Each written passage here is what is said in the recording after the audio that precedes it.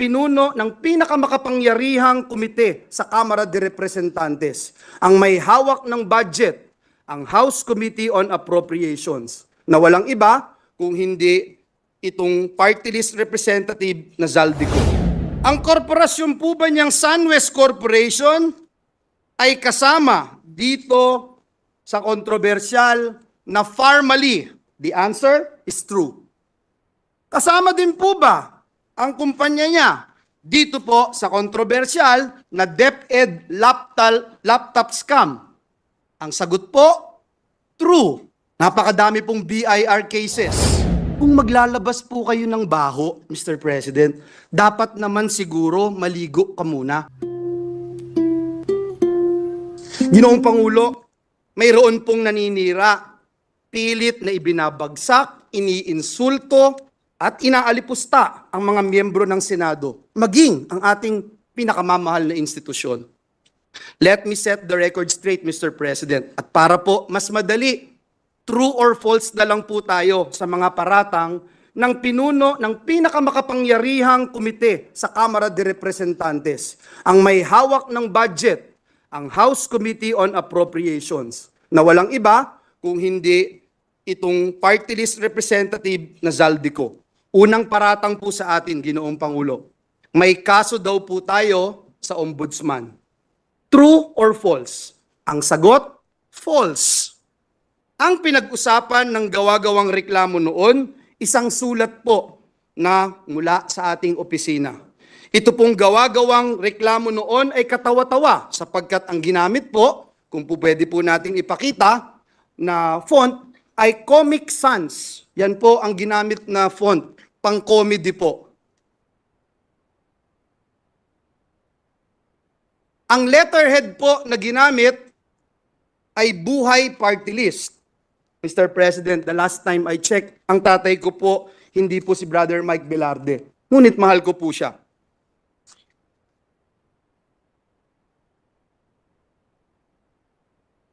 Mismong NBI din po ay nag-certify. Forge, peke, ang pirma ni Joel Villanueva. Sana po maipakita natin sa screen yung pong mga binanggit ng representasyon na ito. And we are willing to wait kung hindi pa po ready, Mr. President. Yes, if there are technical difficulties, maybe we can suspend until... Sapagkat ayaw po natin ng walang resibo at ayaw natin ng walang ebidensya. Session suspended for 1 minute. Yung Comic Sans na ginamit. Ultimo po, si King of Comedy, Dolphy, hindi po ginagamit yung ganyang font. At higit sa lahat, sana po makita natin yung dun sa taas, representative daw po ako ng Buhay Party List, Mr. President. Mr. President, ito po ay katibayan na noong mga panahon na yon, 2016 pa po ito, Mr. President, bago ho ako maluklok bilang senador ng Republika ng Pilipinas. Pine-persecute na po tayo, pinararatangan, pero tapos na po ang laban. Noon pa po, na-dismiss na po ang ibinasurang lahat ang gawa-gawang reklamo na ito sa atin. Dinismiss na po ito. Pwede ho bang pakita natin yung dinismiss na po?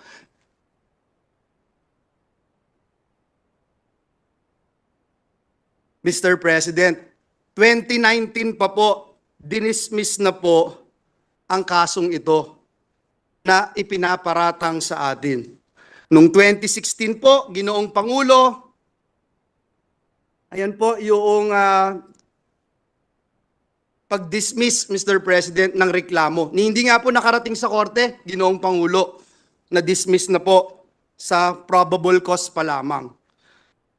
Mr. President, noong 2016, ginamit po ito, ngunit hindi nagtagumpay. Nakakuha po tayo ng 18,459,222 votes.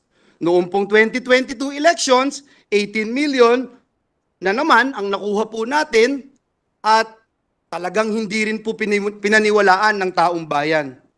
Ang mga paratang na ito na ngayon po ay inuulit ng makapangyarihang chairperson ng Committee on Appropriations.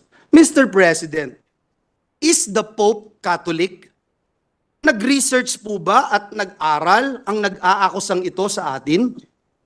Ngayon po, kakalkalin ngayon ang kanyang mga kaso. Nakakalungkot po dahil kaibigan naman po natin siya. Pero dahil po pumasok siya sa away na hindi niya away, kailangan niyang magbabanggit ng mga personal attacks, kakalkalin po itong mga atraso niya sa bayan. Ito pong kumpanya niyang SunWest Corporation. True or false? Ito po ba ang isa sa pinakamalaking government contractor sa bansa? Sagot, true. True or false?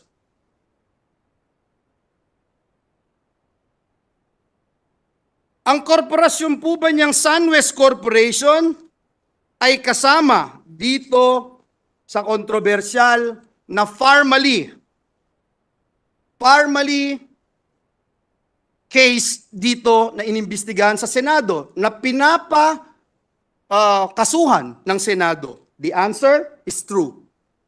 Kasama din po ba ang kumpanya niya dito po sa kontrobersyal na DepEd laptop scam? Ang sagot po, true. Pinakakasuhan din po ng Senado ang kumpanyang ito. Napakadami pong BIR cases. Madali po maghanap, Mr. President. Madali po kuhanin ang panig ng mga taga-BIR. Kung ilang kaso mayroon ang kanyang mga korporasyon. Bukod po dito, yung reklamo po sa ombudsman ng anti-corruption group na ang pangalan Task Force Kasanag International, meron din pong 50 billion na kaso na kinakaharap ang taong ito. Mr. President, kung maglalabas po kayo ng baho, Mr. President, dapat naman siguro maligo ka muna.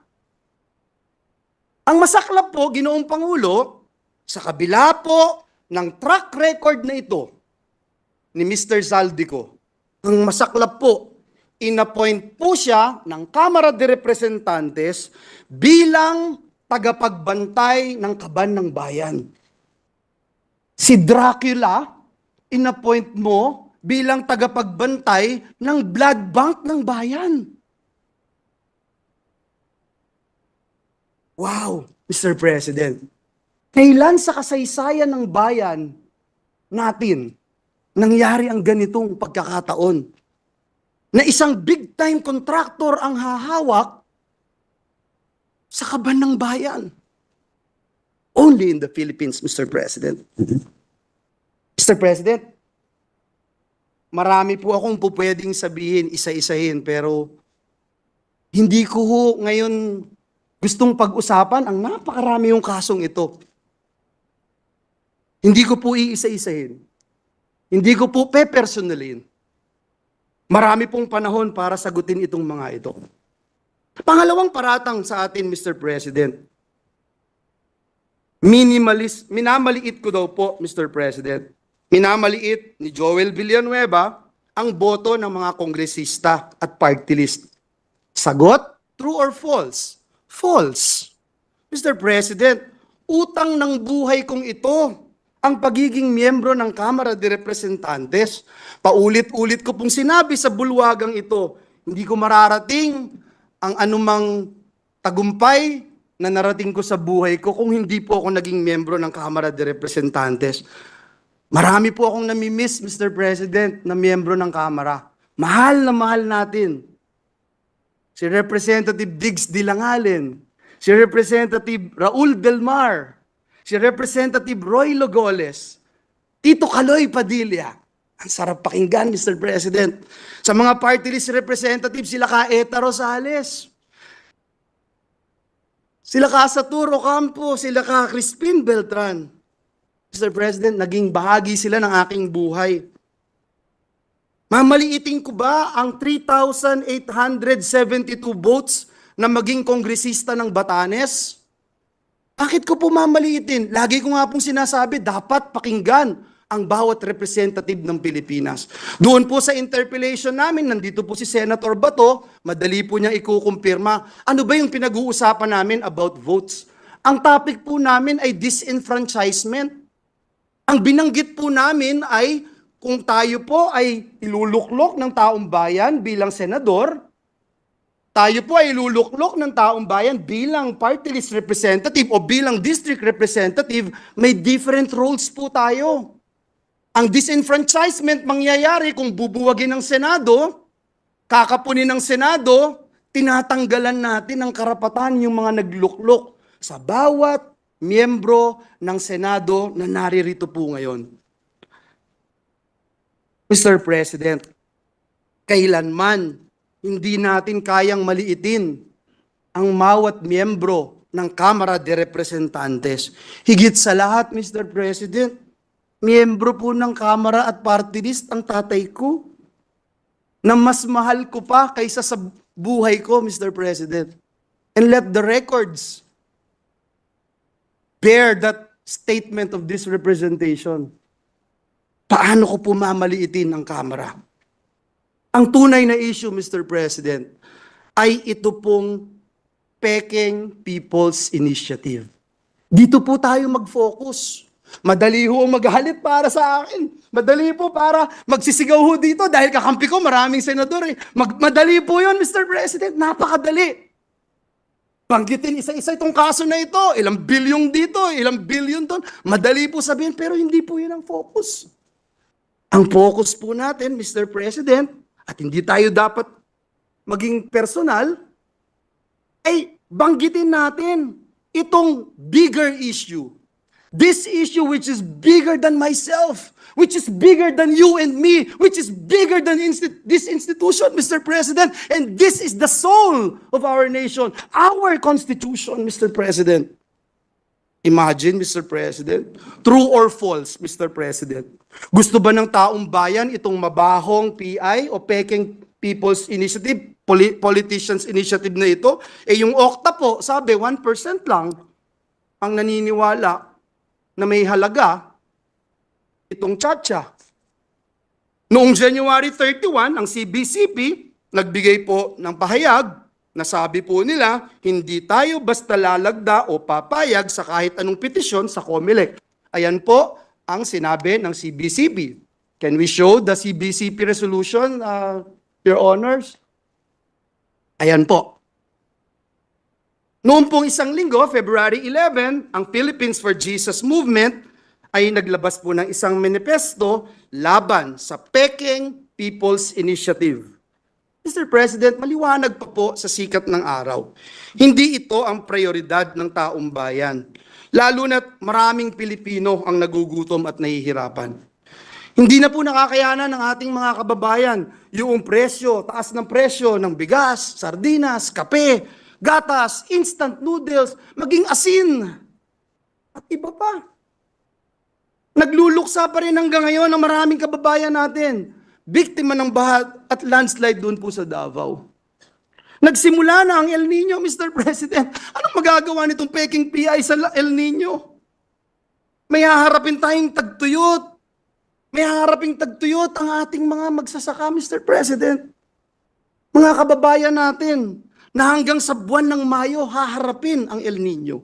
Bagsak pa rin ang kalidad ng edukasyon. Andyan po ang mga commissioners ng EDCOM sa pamumuno ni Senator Gatchalian. Kulelat pa rin ang mga estudyante natin sa PISA. Mga bagong graduates, below minimum wage. Below minimum wage ang tinatanggap. Mr. President, napakatindi ng traffic, tinitiis ng mga manggagawa natin ang araw-araw na kalbaryo. Mga OFWs natin na di-displace, Mr. President. Mga kababayan po natin na nagtatrabaho katulad ng nangyari sa New Zealand, doon po sa Saudi Arabia. Mr. President, hirap na yung taong bayan. Pero, pabaho at Peking PI pa rin ang gustong asikasuhin ng mga taong nagtutulak nito. At nung mahuli, mayabang lang kayo. Senado, papogi lang kayo. Senado,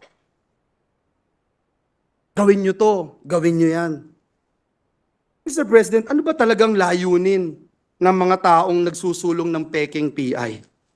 Tanggalin ang Senado sa napakahalaga at napakasagradong proseso ng pag-amyenda o pagrebisa ng ating Constitution. Is this true or false? True, Mr. President, ang sagot. Iyan po ang nakalagay sa pinapipirmahan nila. Mr. President, may nanununog ng bahay natin, nahuli natin, may dalang sulo, sinusunog ang ating mga poste ng bahay natin, at nung mahuli natin sila, sa halip na magpakumbaba, sa halip na aminin na sila'y nagkamali, sila pa po ang galit, Mr. President.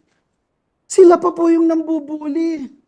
At nung mahuli po natin, ayaw pa rin pong umamin sa kanilang kasalanan. Sa halip po, minumura tayo, tinitira tayo ng below the belt, kesyo pangit tayo, mayabang tayo, etc. Sila pa ang galit at sabi pa sa atin, hoy, pagluto mo pa ako. Hoy, next week, ipasa mo to. Mr. President, hindi ho punching bag ang Senado. Naniniwala akong hindi tayo papayag maging punching bag, Mr. President. Sa mga kababayan po nating nanonood ngayon, sa mga kababayan po nating sumusubaybay, kapag nangyari po ang gusto nilang pagbabago sa konstitusyon, mababaliwala po ang inyong Senado.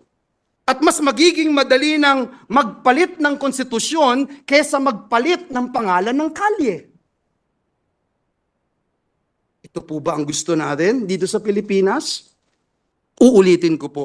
Gusto nilang buwagin at tanggalin ang boses ng Senado samantalang hindi mabilang ng mga landmark legislations na tinrabaho ng mga miyembro ng Senado. Uunahin ko na po kayo, Senate President, yung Bangsamoro Organic Law. Kung wala po kayo, hindi ko kayo nagsulong nito. Hindi ko magiging batas ito. Si Senator Loren Legarda, kung hindi pinangunahan itong Clean Air Act, Clean Water Act, Ecological Solid Waste Act, may mangyayari po kaya? Si Senator JB, kung wala, may Universal Healthcare Act kaya? Si Senator Risa, kung wala, may expanded maternity leave law kaya? Mr. President, si Senator Angara, meron kayang Tatak Pinoy, may regional specialty centers. Si Senator Binay, meron kayang expanded NIPAS Act, Anti-Child Sexual Abuse or Exploitation Materials Act. Si Senator Alan Cayetano, meron kayang Good Manners and the Values Education Act. Meron kayang Bayanihan to Heal as One Act. Meron kayang Bayanihan to Recover as One Act na isinulong ni Senator Alan Cayetano. Si Senator Pia Cayetano, meron kayang Reproductive Health Act, may Cheaper Medicines Act, meron kayang Sin Tax Reform Law, etc. Si Senator Bato, meron kayang BFP Modernization Act. At just recently, itong PNP Reorganization Act. Si Senator Jinggoy, kung wala, meron ho kaya itong Strengthening Professionalism and Promoting the Continuity of Policies and Modernization Initiatives in the AFP. At higit sa lahat, mamaya itatakel na natin yung pagtaas ng sweldo ng mga manggagawa. Kung wala si Senator Win, meron kayang Excellence in Teacher Education Act. Kung wala si Senator Bongo, meron kayang mga malasakit center sa Pilipinas. Kung wala si Senator Grace po, meron kayang amendments to the Public Services Act. Kung wala po si Senator Bong Revilla, meron kayang Teaching Supplies Allowance Act. Kung wala si Senator Tolentino, meron kayang resetting itong mga nangyaring kailangang eleksyon at itong mga paglilitis at pag-iimbestiga ng Senado sa mga anomalya na nangyayari sa ating bayan. Kung wala si Senator Amy Marcos, meron kayang amendments to the Foreign Investments Act? Mr. President, I can go on and on and on, Mr. President. Kung gaano karami ang tinrabaho ng inyong Senado, hindi para sa personal na interes, hindi para lumawig ang aming mga termino, hindi para lumaki ang pondo na aming kailangang hawakan. Mr. President, Ginoong Pangulo, patuloy po akong nagdadasal. Patuloy kong ipinagdadasal ang ating mga kasamahan sa Kamara de Representantes. Lalo na po si Ginoong Zaldico. Mr. President, kung ayaw niya pong maniwala sa akin, i-quote ko na lang po yung sinabi ni Speaker Martin Romualdez. Don't throw stones if you live in a glass house. Yan po ang sinabi ni Speaker. Sana po marinig po ng ating mga kasamahan. Pinapanalangin ko po na bigyan tayo nawa ng Panginoong Diyos ng lakas, talino, maging kakayahan para magpatawad, Ginoong Pangulo, at pagtuunan ng pansin higit sa lahat. Ano po ba ang tunay na kailangan ng bayan ngayon? At ipanalo natin ang taong bayan. Sa halip na pagtuunan natin ng pansin kung sinong mas magaling, kung sinong mas magandang lalaki o kung sino man ang mas mayabang. Hindi po ang mabaho at pekeng People's Politicians Initiative ang kailangan ni Juan de la Cruz. Sa tindi po ng kahirapan, sa tindi ng traffic, sa tindi ng gutom, hindi po PI ang kailangan. Ang kailangan po, Mr. President, ni Juan de la Cruz ay pambili ng gamot. Kailangan po niya ng pagkain sa hapagkainan nila. Ang kailangan po niya ay dekalidad na edukasyon. Ang kailangan po niya ay trabaho at magandang kita. Nawa, Ginoong Pangulo, matuldukan na ang mabaho at pekeng People's Initiative. Marami na pong nagawa ang inyong Senado, pero kulang pa. At alam ko po, bilang miyembro ng institusyong ito, na marami pa tayong magagawa para sa bayan. Kaya magtrabaho po tayo. Maraming salamat, Ginoong Pangulo. Mabuhay ang Senado ng Republika ng Pilipinas.